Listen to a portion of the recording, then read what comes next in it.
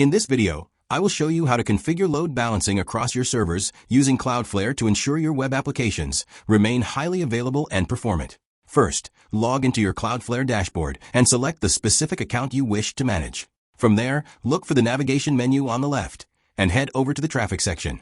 Then select Load Balancing. Once you are on the load balancing page, look for the horizontal tabs at the top and click on Monitors.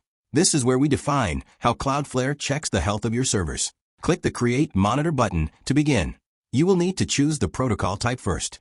While you can select HTTP or TCP, I highly recommend using HTTPS for modern web applications to maintain security. For the path, enter the dedicated health endpoint route on your server, such as /health or just a simple /.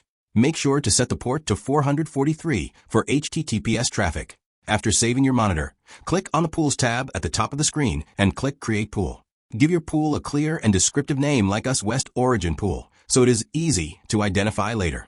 Beneath the endpoints matrix layout grid, you can start adding your individual backend servers by entering their names and IP addresses. This step tells Cloudflare exactly where to send traffic when the health checks pass.